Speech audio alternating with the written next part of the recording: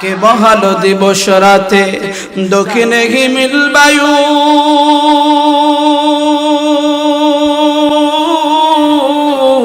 কোথা থেকে পেলি রে তুই মানুষ তোর জীবনের আয়ু। মাঠের ওপর কে বিছালো সবুজ শ্যামল ছবি, সকাল বেলায় কে উঠাই রে আবি রঙ্গারাবি। ময়না পাখির ভুলির বাই কে করিল দান, মিষ্টি মধুর গান।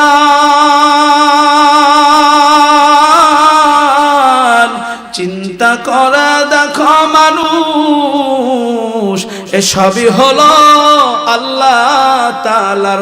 বাল হুয়া কুরআনুম মাজিদুম ফি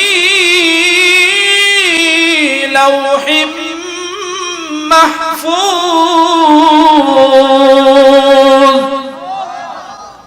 এই কালামুল্লাহর উপরে আল্লাহ তাআলার জিম্মাদারি।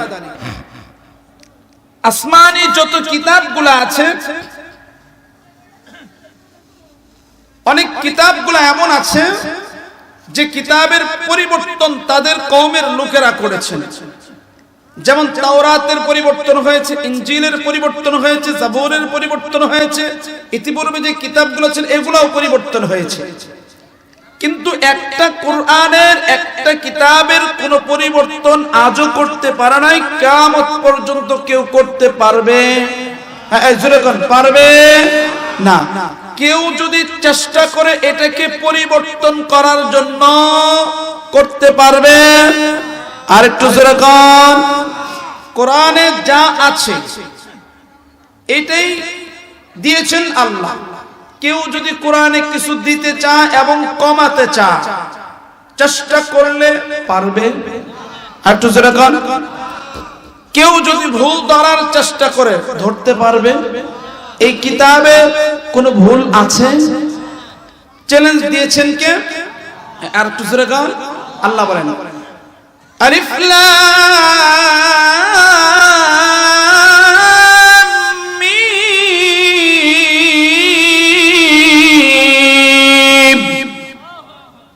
যালিকাল কিতাবু লা রাইবা ফীহি হুদাল লিল মুত্তাকিন। এই কিতাবে কোনো সন্দেহ?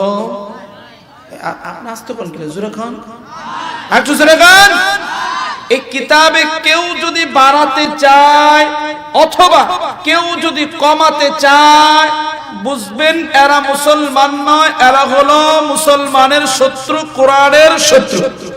কথা কন। কমানো যাবে না, বাড়ানো যাবে না, কারণ এর সমস্ত জিম্মাদারি কার হাতে? হিফাজত করবেন কে? আর একটু জোরে কন।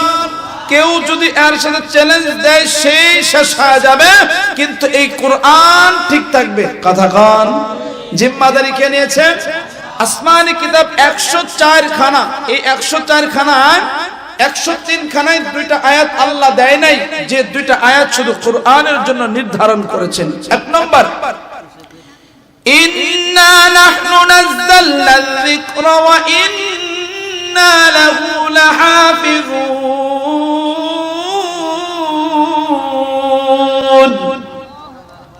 এক নম্বর। দুই নম্বর, আল-ইয়াওমা আকমালতু লাকুম দীনাকুম ওয়া আতমামতু আলাইকুম নি'মাতি ওয়া রাদিতু লাকুমুল ইসলাম দীনা। এই দুইটা আয়াত আসমানি যত কিতাব ছিল 103 খানা কিতাবে আল্লাহ দেয় নাই। এই দুই কিতাবে এই দুইটা আয়াত শুধু কোরআনে দিয়েছে। একটা হলো জিম্মাদারি, আরেকটা হলো পরিপূর্ণ। সেটা হলো একটা হলো কোরআনের হিফাজত করবেন আল্লাহ, আর দ্বীনের পরিপূর্ণতা দিয়েছেন আল্লাহ। দ্বীনে কেউ ঢুকাতেও পারবে না এবং কেউ কমাতেও পারবে পারবে না। ছোট্ট একটা তথ্য দিয়ে দিলে আরো আপনার বুঝে আসবে। কোরআনে কিছু কিছু লোক কোরআনের অপব্যাখ্যা দেয় অথবা কোরআনে কিছু ঢুকাতে চায়। অথবা কুরআনে কিছু কমাতে চায়, আমি তাদেরকে জানাতে চাই, যখন যে জাতি আল্লাহর আইন ব্যতি রেখে দুনিয়ার বানানো কোন সরকারের অথবা কোন জনগোষ্ঠীর নেতার অথবা কোন ক্ষমতাওয়ালা ব্যক্তির বানানো আইন কেউ যদি মানে, ওই ব্যক্তি যদি কখনো আল্লাহর আইন ব্যতি রেখে মানে, বানানো আইন কেউ প্রাধান্য দেয়, আব্দুল্লাহ ইবনে আব্বাস রাদিয়াল্লাহু তাআলা আনহু বলেন, ওই জামানার মধ্যে আল্লাহ তাআলা দুর্ভিক্ষ দিয়ে দেন, দুর্ভিক্ষ দিয়ে দেন, মানুষ থাকলেও খেতে পারবে, পারবে।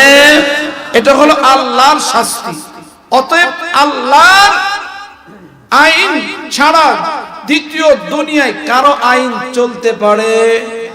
মুসলমান কখনো মানতে পারে? কার আইন চলবে? কার? ছোট্ট একটা কথা বলেই আমার আলোচনাটা আরেকটু স্পষ্ট করতে চাচ্ছি। ইতিপূর্বে যারা ক্ষমতায় ছিল, কে ছিল এটা আমি আপনাদের কাছে বলতে চাচ্ছি না। কেউ ছিল 16 বছর, কেউ ছিল 10 বছর, আবার কেউ ছিল 5 বছর, আবার কেউ ছিল 5 বছর।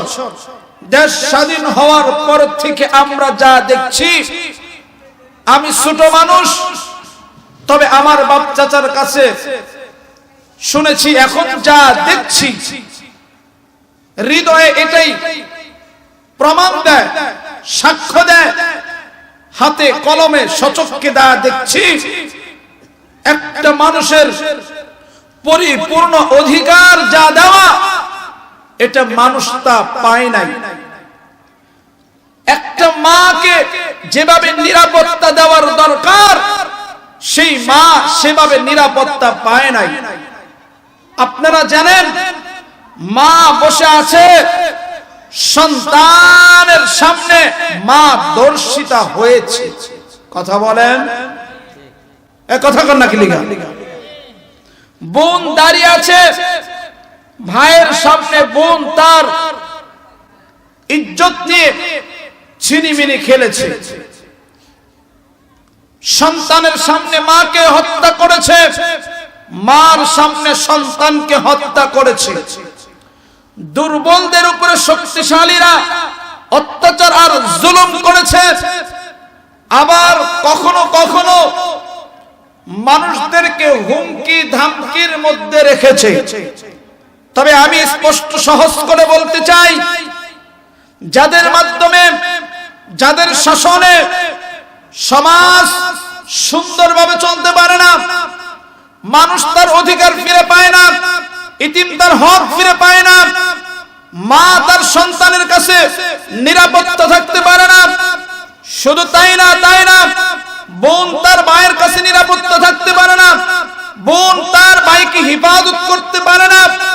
যে সমাজের মধ্যে গরিব আর ধনীকে পার্থক্য করা হয়, যে সমাজের মধ্যে গরিবকে গরিব দেখা হয়, ধনীকে তাকে বেশি প্রাধান্য দেয়, বিচার স্বার্থের ভাবে তা করা হয়, যতক্ষণ পর্যন্ত এই জমিনের মধ্যে আসমানি কিতাব কুরআন এবং সুন্নাহ মোতাবেক এই জমিন যতক্ষণ পর্যন্ত পরিচালনা না হবে, ততক্ষণ পর্যন্ত মা তার অধিকার ফিরে পাবে না, বোন তার অধিকার ফিরে পাবে না, নারী তার অধিকার কখনো ফিরে পাবে না, গরিব তার হক আদায় পাবে না, ধনাঢ্য ব্যক্তিরা দুর্বলদের উপরে অত্যাচার বন্ধ হবে না, যতক্ষণ পর্যন্ত কোরআন সুন্নাহের কাজ জমিনে বাস্তবায়ন না হবে, ততক্ষণ পর্যন্ত এই সমাজে কোনো শান্তি আসতে পারে না। অতএব এটাই জানাতে চাই, ইতিপূর্বে কে ছিল জানতে চাই না, এটাই জানতে চাই, শান্তির লক্ষ্যে, প্রত্যেকটা মানুষের নিরাপত্তার লক্ষ্যে এখন থেকে চিন্তার চেতনা করা দরকার। যাদের মাধ্যমে সমাজে শান্তি আসবে, যাদের মাধ্যমে সমাজে ভালোবাসা আসবে, তাদেরকে সমাজে পরিচালনা দেওয়ার দায়িত্ব দেওয়া দরকার। কথা বলেন ঠিক কিনা? পর্যন্ত এই পন্থা অবলম্বন না করবেন ততক্ষণ পর্যন্ত আপনার অধিকার আপনি ফিরে পাবেন। কথা কন না কি লেগা? ফিরে পাবেন না। নিজের অস্তিত্ব যতক্ষণ পর্যন্ত কোরআন সুন্নাহের বাস্তবায়ন না হবে ততক্ষণ পর্যন্ত ফিরে পাবেন না। আল্লাহ তাআলা কোরআন সুন্নাহের বাস্তবায়ন আল্লাহ জমিনে করায় দেন। কোন আমিন। আরেকটু জোরে কোন আমিন। আল্লাহ তাআলা বলেছেন এই কোরআনের জিম্মাদারি নিয়েছেন কে? আরেকটু জোরে কোন, আরেকটু জোরে কোন। এই কোরআনকে যারা ভালোবাসবে আল্লাহ তাদেরকে ভালোবাসবে। সুবহানাল্লাহ। রাসূল আকরাম সাল্লাল্লাহু আলাইহি ওয়াসাল্লাম বলেন, এই আমার কলিজার টুকরা বাবারা, পর্দালে মা, আমার আলোচনা শেষ পর্যায়ে চলে আসছে রে মা। কোরআনের ভালোবাসা এমন একটা জিনিস, গুনাহওয়ালা দিল নিয়ে যদি কেউ কোরআনের সাথে সম্পর্ক করে, নবী আলাইহিস সালাতু ওয়াস সালাম বলেন আল্লাহ রাব্বুল আলামিন ওই গুনাহওয়ালা দিলকে আল্লাহ ওই রহমত কোরআনের উসিলায় আল্লাহ পবিত্র দিল আল্লাহ তারে বানায় দেয়। খলিফাতুল মুসলিমিন এমন একজন পয়গম্বর, এমন একজন সাহাবী, খলিফাতুল মুসলিমিন ওমর রাদিয়াল্লাহু তাআলা আনহু, এমন একজন দামি মানুষ, একদিন হাঁটি হাঁটি পা পা করে পাহাড়ের পদতলি দিয়ে হাঁটতেছিলেন। পাহাড়ের পদতলি দিয়ে হাঁটেন, সাহাবীরাও তার সঙ্গে আছেন রে বাবা। হঠাৎ করিয়া প্রচন্ড রোদের মধ্যে চোখের পানিগুলো ছেড়ে দিয়া কান্নায় ভেঙে পড়ে যায়। সাহাবীরা ডাক দেয়া বললেন, খলিফাতুল মুসলিমিন, একটা প্রশ্ন আপনার কাছে জানতে চাই। কি প্রশ্ন করতে চাও বলো? কি প্রশ্ন করতে চাও? এই প্রচন্ড রোদের মধ্যে, এই রোদের মধ্যে আপনি কেন দাঁড়ায় দাঁড়ায় কান্না করতেছেন বুঝতে পারলাম না। সাহাবীদেরকে ডাক দেন, সাহাবীরা রে শুনিয়া নাও, আমি যখন ওমর কোরআনের ছায় আসি নাই, কোরআনকে যখন তার ছায় আসি নাই, মুসলমান হয় নাই, আমি ওমর এমন একজন গাধা ছিলাম, এমন এক গাধা ছিলাম। আমি এই পাহাড়ের পদতলি দিয়ে আমার বকরিগুলা চড়াইতাম। সারাদিন চড়ায় যখন সন্ধ্যাবেলায় বাড়িতে যাইতাম, আমার আব্বা আমারে বারবার ডাক দেয়, বলতো, হে ওমর, তুমি এমন একজন গাধা, এমন একজন গাধা, সামান্য একটা বকরিকে তুমি খাওয়াইতে পারো না। এমন করে আমাকে বোকা বোকা বলে ডাকতো, এমন গাধা বলতো। কিন্তু সাহাবীরা শুনিয়া নাও, আমি যখন কোরআনের ছায়ায় চলে আসি, আল্লাহ রাব্বুল আলামিন এতটাই সম্মান আল্লাহ দিয়েছে, অর্ধ জাহানের বাদশা আল্লাহ আমারে বানাইছে। সুবহানাল্লাহ। মুসলমান জাতিকে জানাইতে নবী আলাইহিস সালাতু ওয়াস সালাম বলেন, এই কোরআনকে মানার কারণে এক জাতি বড় দামি হয়েছে, আরেক জাতি ধ্বংস হয়েছে।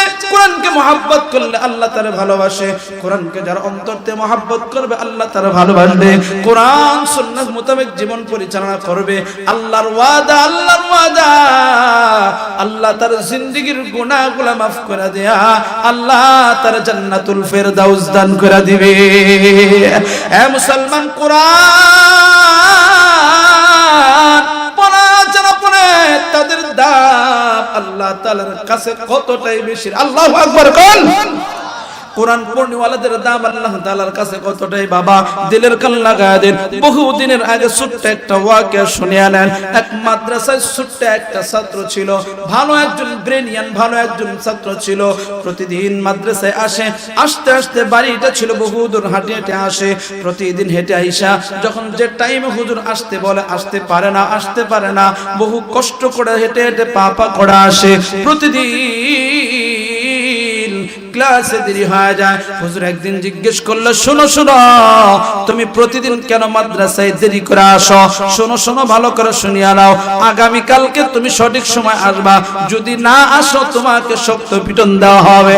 ছাত্র হেঁটে হেঁটে পা পা করে বাড়ি চলে যায়। আবার পরের দিন 8টার সময় আসার কথা রে বাবা, কিন্তু সেদিন আর আসতে পারে নাই। হুজুর ডাক দিয়ে বলেন, বাবা এদিকে আসো, তোমাকে আজকে 8টার সময় আসতে বলছে, আসতে পারো নাই কেন? কেন আসতে পারো নাই বলো? হুজুর বেতটা হাতে নিয়ে যখন মারার জন্য উদ্যত হয়েছে, কিতাবের মধ্যে লেখে ছাত্র চোখের পানি ফেলে কাঁদে, ডাক দিয়ে বলে, হুজুর আমাকে মারার আগে আমার কথা একটু জেনে নেন, কি বলতে চাও বলো? হুজুর আমি যখন মাদ্রাসা বাড়ি থেকে বের হয়ে যাই, মাদ্রাসার উদ্দেশ্যে বের হয়ে যাই, আমি একটা একটা করে কদম যখন দেই, দেখি জান্নাতের দামি দামি সুন্দর সুন্দর পাখিগুলা এসে তার ডানাগুলা আমার পায়ের মধ্যে বিছায়া দেয়। সুবহানাল্লাহ। হুজুর ডাকতে বলেন, তারপরে কি হয়েছে বলো?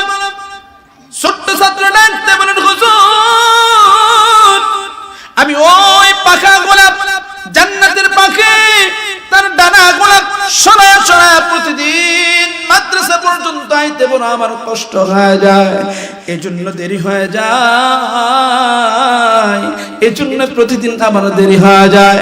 হুজুর ডাক দেয় বলে, এ ছাত্র শুনিয়ানি শুনিয়ানি, আমি হাদিসের মধ্যে পড়েছি তালাবে হাদিস কোরআন পড়নেওয়ালা ছাত্ররা যখন রাস্তা দিয়ে হেঁটে যায় আল্লাহ রাব্বুল আলামিন জান্নাতের দামি দামি পাখিগুলো আল্লাহ পাঠা দেয়। কোন কোন কিতাবের মধ্যে লেখে ফেরেশতাদেরকে আল্লাহ পাঠা দেয়, আর ফেরেশতাদের ডানাগুলা, তার রহমতের ডানাগুলা তার পায়ের নিচে গুলা বিছা যায়। শুধু তাই না জান্নাতের দামি পাখিগুলার ডানাগুলা ওই মাদ্রাসার ছাত্র পায়ের নিচে বিছা যায়। সুবহানাল্লাহ। হুজুর ডাক দেয়া বলে, জীবনে হাদিস পড়েছি কোনদিন শুনি নাই, তা আজকে বাস্তবে তা শুনতে পাইলাম। কিতাবের মধ্যে লেখে ওই ছাত্র সাধারণ কোন ছাত্র নয়, কিতাবের মধ্যে লেখে ওই ছাত্র হলো ইমাম গাজালি রাহমাতুল্লাহি আলাইহি। সুবহানাল্লাহ। মুসলমান কোরআন পড়নেওয়ালাদের দাম আল্লাহ তাআলার কাছে এতটাই বেশি, হাদিসের মধ্যে পেয়েছি, হাদিসের মধ্যে লেখে যখন কোরআন পড়নেওয়ালা ছাত্রদের জন্য দরকার দোয়া করে, পৃথিবীর মধ্যে যত মানুষ ছাড়া যত মাখলুকাত আল্লাহ বানাইছে, হাজার হাজার কোটি কোটি, 18,000 নয়, 40,000 নয়, 80,000 নয়, হাজার হাজার কোটি কোটি মাখলুকাত যতগুলা আছে, কিতাবের মধ্যে লেখে কয় ওই সমুদ্রের মৎস্য থেকে নিয়ে গর্তের পিপিলিকা পর্যন্ত যতগুলা আল্লাহর মাখলুকাত আছে, সমস্ত মাখলুকাত গুলা আল্লাহর কাছে তাদের জন্য দোয়া করতে থাকে। সুবহানাল্লাহ। এটা হলো কোরআন। প্রশ্ন যে হুজুর আমি তো বড় হয়ে গেছি, দাড়ি পাইকে গেছে, কেমনে শ্রেষ্ঠ হইব? এরকম প্রশ্ন আছে কিনা? হাত নামান, তাদেরকে ইনশাআল্লাহ নবীর ঘোষণা অনুযায়ী শ্রেষ্ঠ হবে। সুবহানাল্লাহ। শুনে যাবেন তো ইনশাআল্লাহ, শুনে যাবেন তো ইনশাআল্লাহ। নবীর হাদিসের ভাষ্য অনুযায়ী শ্রেষ্ঠ বুড়া আর যৌবন কাল যার, যুবক নয়, শ্রেষ্ঠ নবীর কাছে যারা কোরআন শিখবে ওই ব্যক্তি নবীর কাছে শ্রেষ্ঠ হয়ে যাবে। সুবহানাল্লাহ। বলেন হুজুর আমি তো বুড়া হয়ে গেছি, তাহলে প্রতিদিন আল্লাহর নবী বলেন, নবী আলাইহিস সালাতু ওয়াস সালামের ঘোষণা অনুযায়ী প্রতিদিন কোরআন তেলাওয়াত করবেন আর শেখার নিয়ত করবেন, কারণ আমি তো শিখতেছি। নবী বলেন শিখনেওয়ালাদেরকে নবী শ্রেষ্ঠত্ব দিয়েছে। সুবহানাল্লাহ।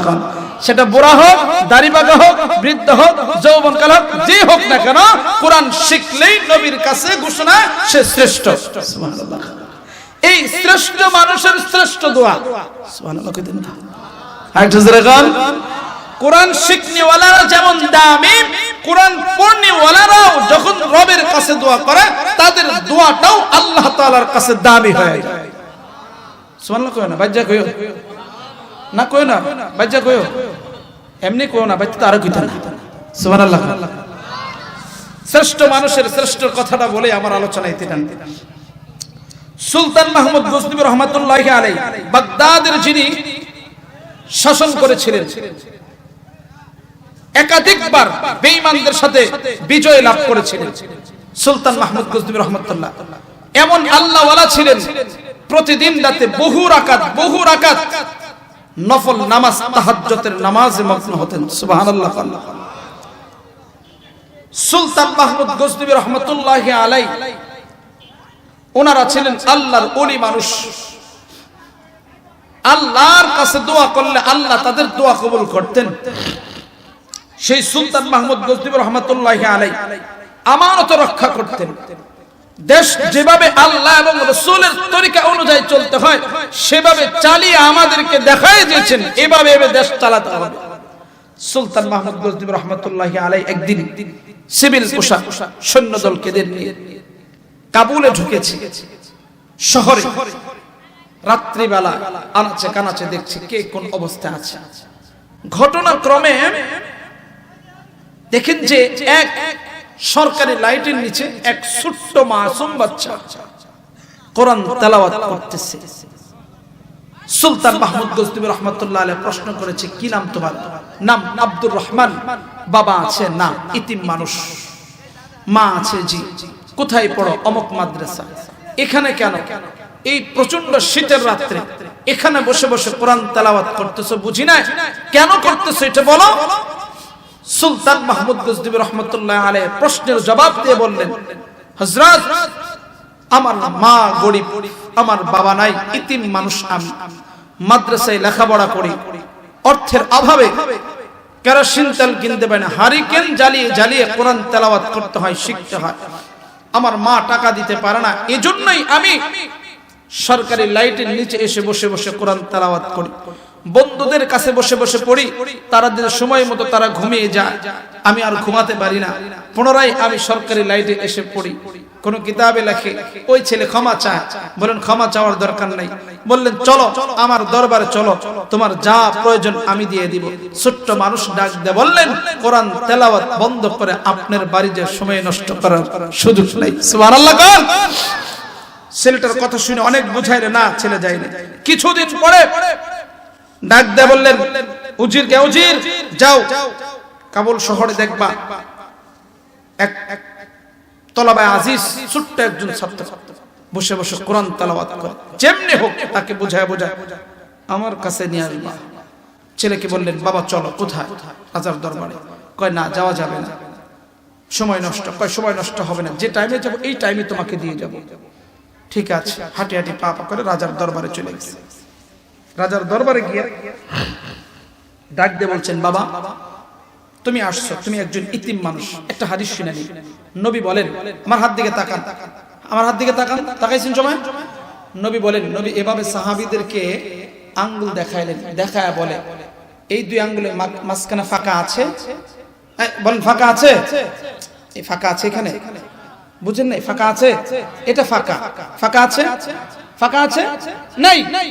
নবী বলেন, ইতিমের অভিভাবক যে হবে, ইতিমকে ভালোবাসবে, ইতিমকে অভাবে থাকে অভাব দূর করবে, ইতিমের টাকা দিবে, খরচ চালাবে, কোরআন পড়ার জন্য টাকা দিবে, নবী বলেন ওই গার্জিয়ান, ওই অভিভাবক আমি নবীর সাথে জান্নাতে এভাবে থাকবে। সুবহানাল্লাহ। নবী বলেন ওই ইতিম সন্তান মাথায় কেউ যদি মহব্বত করে হাত বোলায় দেয়, সন্তানের মাথায় যত চুল আছে এই পরিমাণ নেকি আল্লাহ তার আমলনামায় দান করে দিবেন। সুবহানাল্লাহ। নবীজি আলাইহিস সালাতু ওয়াস সালাম ইতিমের এতটা ভালোবাসতেন, কারণ নবীও তো একজন ইতিম ছিলেন। কথা কোন? নবী আলাইহিস সালাতু ওয়াস সালাম ইতিমের জন্য এতটাই সহানুভূতি ভালোবাসা দেখেছে। ওই ভালোবাসা দেখানো দরকার আছে কিনা? আরো জোরে কান আছে কিনা? ইতিমকে কখনো ঘৃণা করব না, ইতিমকে ধমক দিব না, এটা আল্লাহ সহ্য করতে পারে না। সুলতান মাহমুদ গজনবী রহমাতুল্লাহি আলাইহি ডাক দিয়ে বলেন, শুনেন তোমার কি কি লাগবে বলো, আমি সবগুলা দিতে রাজি। ছেলে বললেন, টাকা লাগবে, পয়সা লাগবে, মোমবাতি লাগবে, যা যা প্রয়োজন লেখাপড়ার জন্য সব এক এক করে লিখেছেন। ওই পরিমাণ সম্পদগুলা তার কাছে দিয়েছেন। আগেকার মানুষ ওই কাপড়ের ব্যাগের মধ্যে টাকা রাখতো, ছেলেটাকে টাকা দিয়ে পাঠায়। চলে যাচ্ছে সুলতান মাহমুদ গজনবী রহমতুল্লাহ, বাবা তোমার কাছে দুইটা আবদার, আমার মনের মধ্যে দুইটা স্বপ্ন আছে, আশা আছে, তুমি একটু দোয়া করবা। যখন রাত্রিবেলায় উঠো তাহাজ্জুদ পড়ো, ঠান্ডা পানি দিয়ে ওযু করে তাহাজ্জুদ পড়ো, কোরআন তেলাওয়াত করো, কখনো 3টায়, কখনো 4টায়, আবার কখনো 2টায়। তখন তাহাজ্জুদের সময় তুমি দুইটা হাত উঠাইয়া আমার জন্য দুইটা স্বপ্ন জানে আল্লাহ আমাকে পূরণ করে দেয়। সুবহানাল্লাহ গান। সুলতান মাহমুদ গজনবী কেমন ছিলেন? প্রতিদিন শত শত রাকাত বেতের নামাজ, তাহাজ্জুদের নামাজ আদায় করতেন। সুবহানাল্লাহ। ওই ব্যক্তি দোয়া চায় কার কাছে? একজন মাদ্রাসা ছাত্রের কাছে, কোরআন পড়নিওয়ালার কাছে। সে জানে এই দোয়া করলে আল্লাহ দোয়া কবুল করে নেয়। সুবহানাল্লাহ। সুলতান মাহমুদ গজনবী রাহমাতুল্লাহি আলাইহি ডাকতে বলেন, বাবা প্রতিদিন রাতে বেলায় কোরআন তেলাওয়াত করো, তাহাজ্জুদ পড়ো। তোমার দোয়ার মধ্যে আমি আমার দুটো মনের মধ্যে স্বপ্ন, এই স্বপ্নের জন্য তুমি একটু আমার জন্য দোয়া করবা, যেন আল্লাহ তাআলা এই দুইটা স্বপ্ন আমার পূরণ করে দেয়। এটা তোমার কাছে বড় আবদার। বললেন ঠিক আছে, আমি আপনার জন্য আবদারটা পূরণ করব। আমি যখন তাহাজ্জুদের দাঁড়ায় যাব, তাহাজ্জুদ পড়িয়া যখন দুইটা হাত উঠাইব, আপনার জন্য আমি দোয়া করব। সুলতান মাহমুদ গজনবী রাহমাতুল্লাহি আলাইহি এই কথা বলেন, সন্তানকে পাঠায় দেয়। সুলতান মাহমুদ গজনবী পরের দিন রাত্রিবেলায় নামাজ আদায় করিয়া, তাহাজ্জুদ আদায় করিয়া, তাসবিহটা হাতে নিয়া যাই নামাজের মধ্যে ঘুমায় যায়। এদিকে ওই যে ইতিম সন্তানকে যা অর্থগুলা দিয়েছিল, সেই সন্তানটা রাত্রিবেলায় উঠে কোরআন তেলাওয়াত শুরু করে দেয়। আবার তাহাজ্জুদ পড়ে, তাহাজ্জুদ পড়িয়া যখন আল্লাহর কাছে দুটো হাত উঠায়, আল্লাহু আকবার কোন। এবার ছোট দুটো মাসুম বাচ্চা যখন সন্তান দুটো হাত আল্লাহর কাছে উঠায় দেয়, আল্লাহ আমার বাবা নাই,